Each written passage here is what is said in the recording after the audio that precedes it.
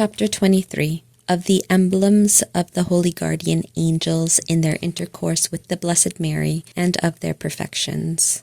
It has already been said that 1,000 angels were appointed as guardians of Mary, just as there is one for each soul. On account of the great dignity of the Most Holy Mary, we must assume that each of the 1,000 guardian angels watched over Mary more solicitously than other guardian angels watch over other souls. Besides these 1,000 angels, who formed her ordinary and constant guard, many others were at her service on different occasions, especially after she had conceived in her womb the divine Word incarnate. I have mentioned above, number 204, that the selection of these 1,000 angels was made after the creation of the angelic hosts, and after the justification of the good and fall of the bad. The divinity of the Word, to be clothed in its human nature, and also his most pure mother, was proposed and manifested to them while they were yet in the state of probation. They were then made to understand that they were to revere them as their superiors. When the apostate angels were chastised and the faithful ones rewarded, the Lord proceeded according to a most just measure and equity. As I said, in the accidental reward there was a certain diversity among the angels according to the difference in their dispositions regarding the mysteries of the incarnate Word and his most pure mother, which were made known to them before and during the probation. This accidental reward consisted especially in being selected to assist and serve the Most Holy Mary and the incarnate Word, and also in the manner and form of their visible appearance to the Queen and of serving her. This is what I wish to explain in this chapter, but at the same time, I must acknowledge my inability to do so, since it is difficult to reduce to material images and words the perfections and the operations of such exalted spiritual beings. Nevertheless, if I should pass over this matter in silence, I would fail to give a proper idea of a great portion of the most exalted operations of the Queen of Heaven during her mortal life. For next to her intercourse with the Lord, that with his ministers, the angelic spirits, was the most continual. Therefore, without the mention of this intercourse, the history of her life would be defective. I presuppose all that I have until now said about the orders, hierarchies, and distinctions of the 1,000 angels of her guard, but I wish here to describe in what corporeal forms they appeared to their queen and mistress.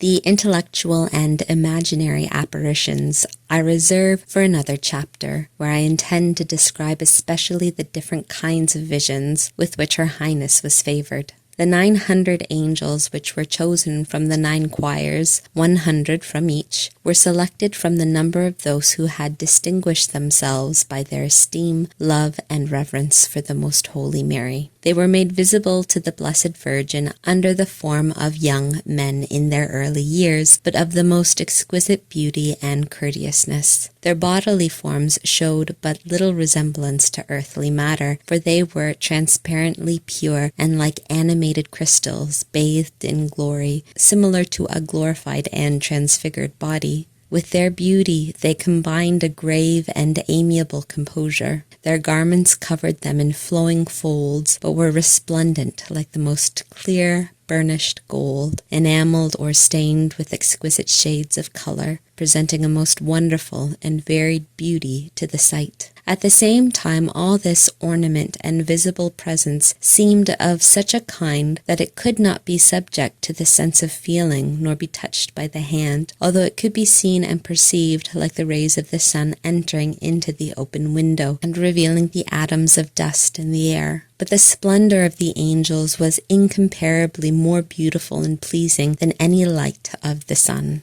In addition, all these angels were crowned with wreaths woven of the most tender and exquisite flowers that sent forth the sweetest fragrance, not of this earth, but altogether spiritual and heavenly. In their hands they held palms of wonderful beauty and variety, which were to signify the virtues which Most Holy Mary was to exercise, and the victories which she was to gain by her sanctity and glory. All this they, as it were, offered her beforehand with great joy and jubilation. On their breasts they bore certain devices or emblems, such as we are accustomed to see exhibited in the uniforms or habits of the military orders. They contained letters which stood for Mary, Mother of God, and which contributed much toward the splendor of their adornment and beauty. Their significance, however, was not made known to Mary until the moment of the incarnation of the Word. This emblem or device was most wonderful to behold, on account of the great splendor with which it showed forth her name above all the other beauty of the angelic ornaments.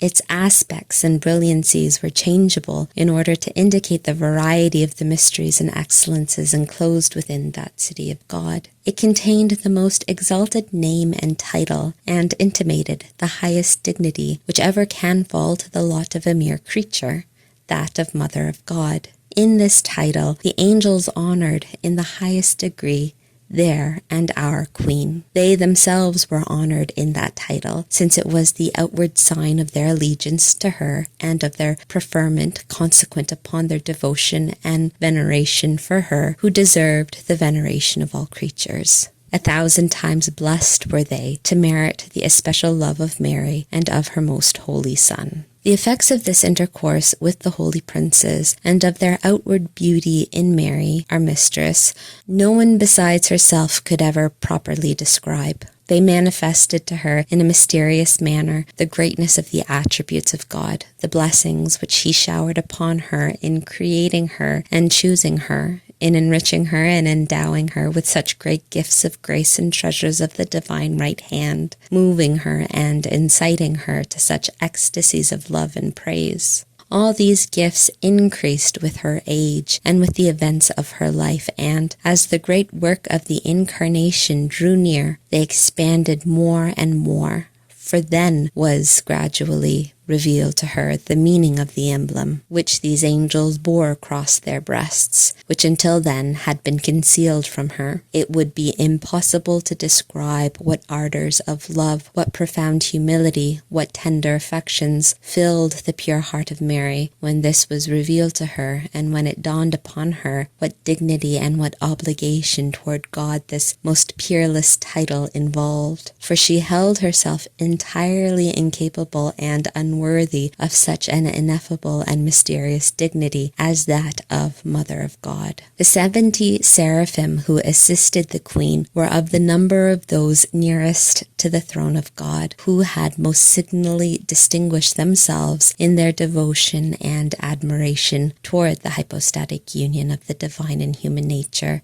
in the person of the divine Word. For as they were most closely bound to God by their greater knowledge and love, they also desired more earnestly that this mystery should be consummated in the womb of a woman. Their reward of essential and accidental glory corresponded to their particular and signal love. This latter, the accidental glory, which I have mentioned, consisted in their being privileged specially to attend upon Most Holy Mary and take a part in the mysteries consummated in her. Whenever these 70 seraphim showed themselves to her in a visible manner, the Queen saw them in the same form in which Isaiah saw them in imagination, that is, with 6 wings. With 2 they covered the head, wishing to signify by this humble gesture the insufficiency of their intellect for the comprehension of the sacramental mystery at which they were assisting, and also their belief and acknowledgement of these mysteries, which they confessed prostrate before the majesty and grandeur of the Creator. Thereby they also wished to extol with eternal praise the incomprehensible and sacred judgments of the Most High. With the other wings they covered the feet, which are the inferior extremities in closest contact with the earth, referring thereby to the Queen and Mistress of heaven and earth as being human and earthly in nature, and acknowledging her as the creature excelling all others in dignity and grandeur above all understanding and calculation of the created mind.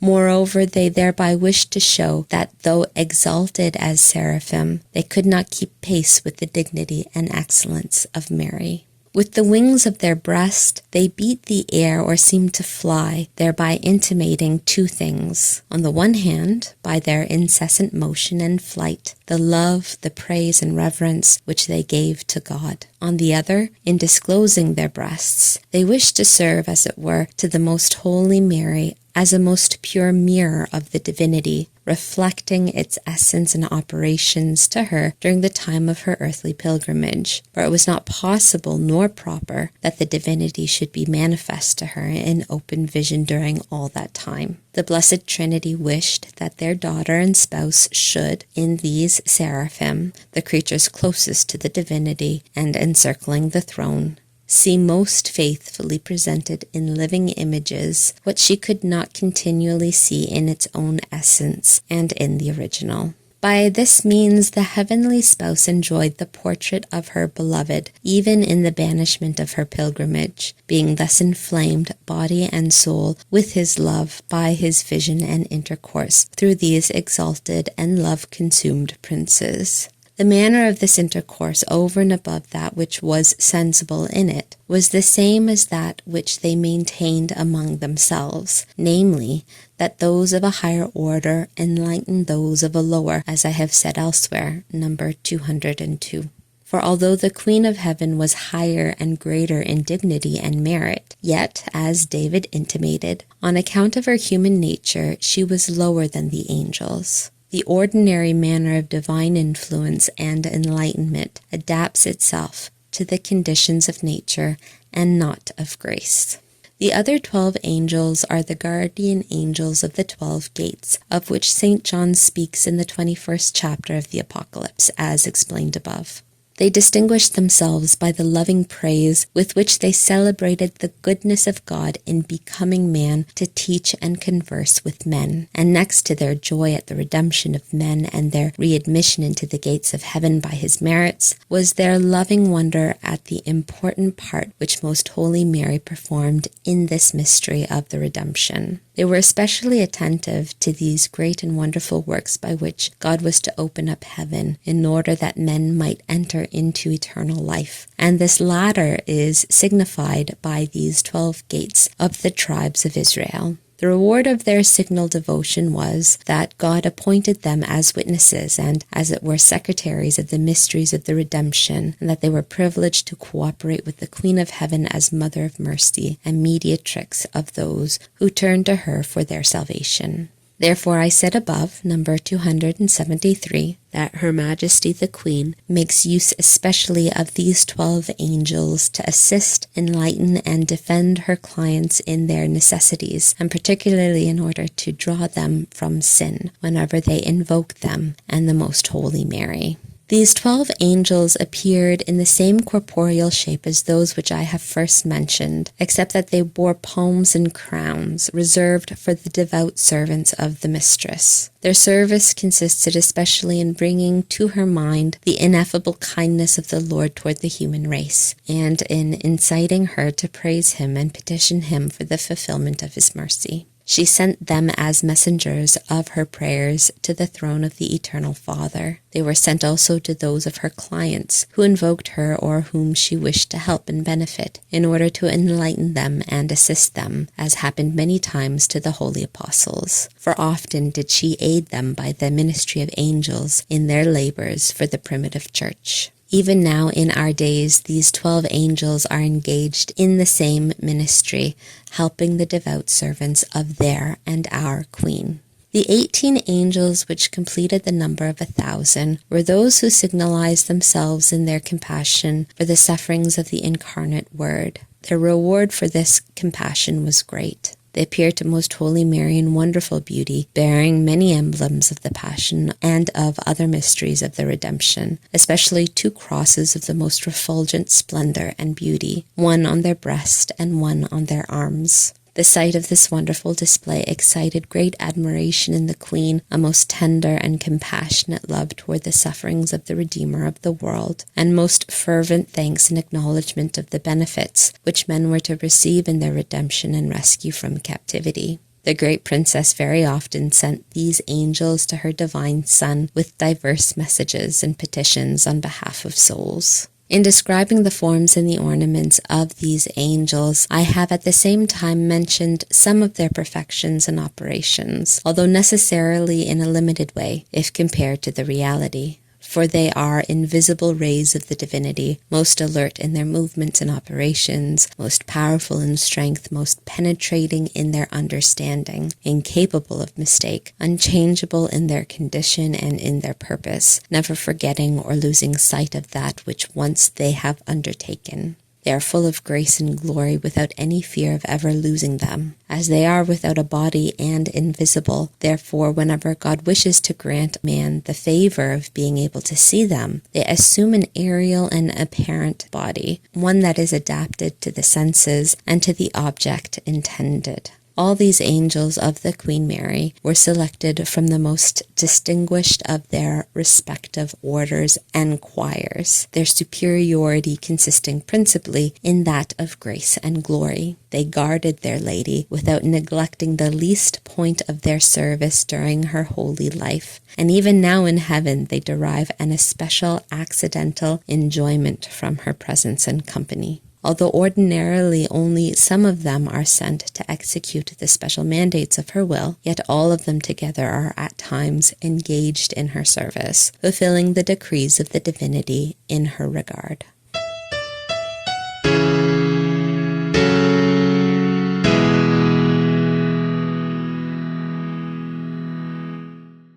Instructions given to me by the Queen of Heaven. My daughter, on 3 different points I wish to instruct thee in this chapter. The first is that thou, by incessant praise and acknowledgement, show thyself thankful for the favor which God vouchsafed thee in appointing angels to assist thee, teach thee, and guide thee through the tribulations and sorrows. Mortals, in their abominable ingratitude and grossness, ordinarily forget this blessing. They do not consider what great mercy and condescension of the Most High it is to have ordained these holy princes as helpers, guardians, and defenders of men, their earthly fellow creatures so full of miseries and sins. In forgetting how exalted in glory, dignity, and beauty these spirits are, many men deprive themselves of numerous blessings which they would otherwise obtain at the hands of these angels. Greatly do they rouse the indignation of the Lord on this account. Thou, however, my dearest, acknowledge these blessings and give him thanks with all thy heart. The second point is that thou in every place and at all times preserve love and reverence toward these holy spirits, as if thou didst see them with thy corporeal eyes, and that thou dare not do before them what thou wouldst not do in public. Cease not to exert thyself in the service of God, even as they do, and as they require of thee. Remember that they continually see the face of God, being of the blessed. Since they at the same time see thee, let there be nothing indecent in thee. Show thyself grateful to them for their vigilance, defense, and protection. Let the third point be that thou live attentive to the calls, urgings, and aspirations by which these angels seek to rouse thee, move and excite thee to the recollection of the Most High, and to the exercise of all the virtues. Be mindful how often they have responded to thy calls, how often they have placed themselves in the way of thy seeking, how often they have solicited for thee signs of the love of the spouse, kindly reprehending thee for thy carelessness and remissness. When thou didst lose in thy troubles and weariness the guiding star of his light, they renewed hope in thy breast and patiently corrected thee, directing thy footsteps again into the narrow path of the justifications and testimonies of the Lord. Do not forget, my soul, the greatness of the benefits bestowed upon thee in these angels, for they are above those of many nations and generations. Strive to be grateful to thy Lord and to the angels, his ministers.